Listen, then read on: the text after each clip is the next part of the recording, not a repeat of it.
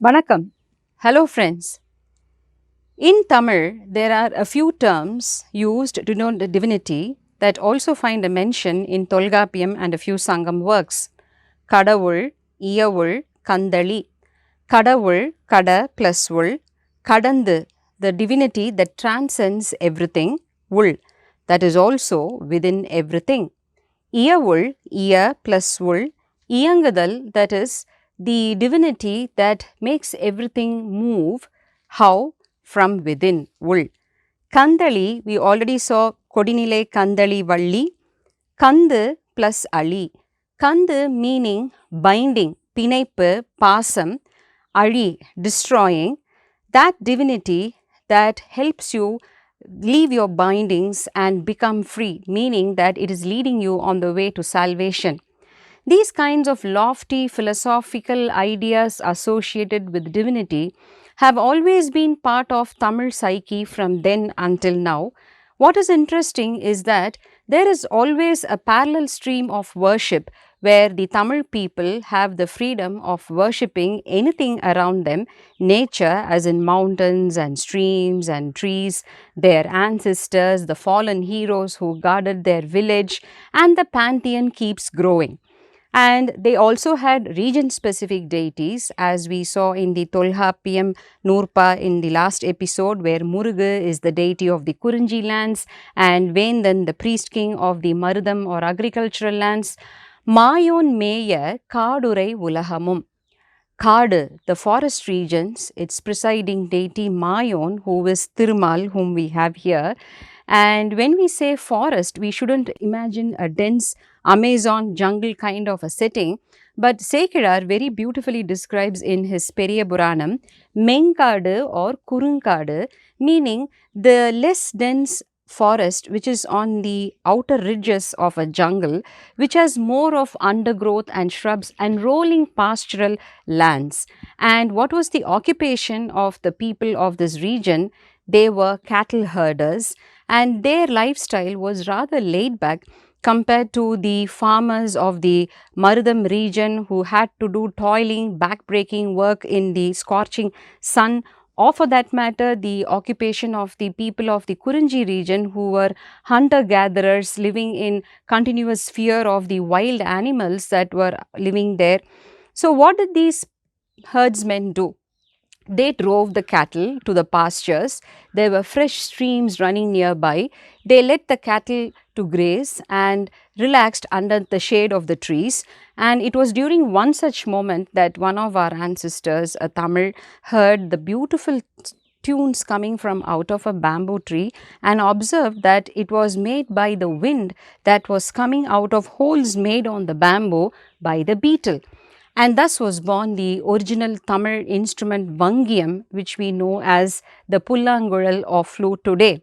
And with lot of time to relax, there were these maidens whose work was to churn the curds to make butter and ghee. And the hero and the heroine spent their time playing pranks, playing in the streams. All these associations were passed on to their favorite god, Thirumal, Kannan, who was a prankster, who liked butter and ghee, who always had a flute in his hand, and who was a cattle herder. And he was of dark complexion. Man makes God in his image, so the Dravidian god was naturally black.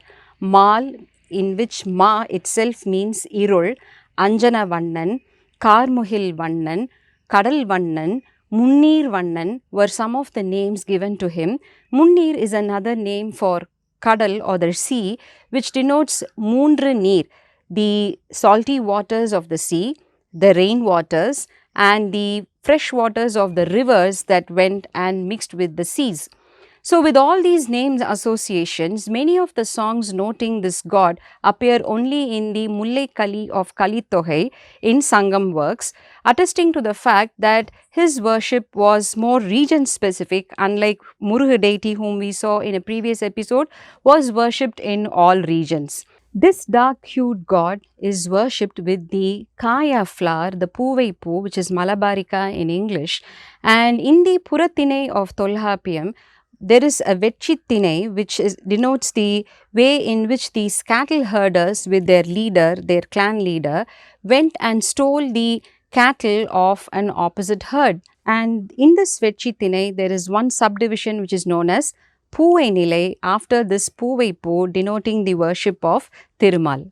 And the name Vishnu does not appear in any of the Sangam literary works, and even out of the 108 Divya Desasthalams which we associated with Vishnu today, very few find a mention in Sangam works. One, of course, is our own Alagar Malai, where he was the Malai Misai Nindran, Puhar, Vengadam, which is Tirupati, and Arangam, which is Srirangam, where he was Turti Nadan. We know that a small land surrounded by oceans on all sides is an island. If this small land is surrounded on waters from all sides as in a river, that land, that piece of land was called Turuti. So, in Arangam, he was Turuti Nadan.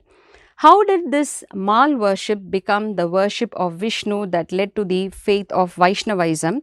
Well, there are a lot of different opinions. In North India, given the fact that the story of the Lord measuring the three worlds finds a mention in the Vedas, his antiquity is attested, and the noted historian R.C. Bhandarkar is of the opinion that the Vasudeva cult gave birth in the first millennium AD with the main intention of limiting the spread of Jainism and Buddhism. And this Vasudeva cult spread to Tamil country through the Maratha lands and merged with our Thirumal worship. While noted historians like Mailai Sini Vengadasamy give a very opposite view, saying that the worship of Thirumal went from the south to the north with its association of the Mullai region. These kind of mixing of the ideologies of faith and indigenous worship happening over hundreds of years in this subcontinent, today we do not differentiate between Kannan or Krishnan. In fact, in his book, Pazhanthamizhum Palvagai Samayamum, Mailai Sini Vengadasamy goes on to show how the etymology of the word Vishnu is from Vindu in Tamil, which has very many associations. Vindu Purayum Punarnilai Nedunguttu Pinda Nellin Thaimane is a line from Nattinai, where Vindu means Malai, mountain. Similarly, he is denoted as the passing clouds, as the skies, as the bamboo, all associations which we make with Thirumal. And we know that the Mullai region is where the Yeru Tazhuvudal, the Jallikattu happens, and the people there worshipped many gods before the hero went to tame the bull. Thurayum Alamum Tolvali Maramum Murayuli Paraai Paindanar Toldu is a line from Mullai Kali, which shows that the hero worshipped the water bodies, the banks of the river, and the Maram, which is the Kadamba tree, before taming the bull.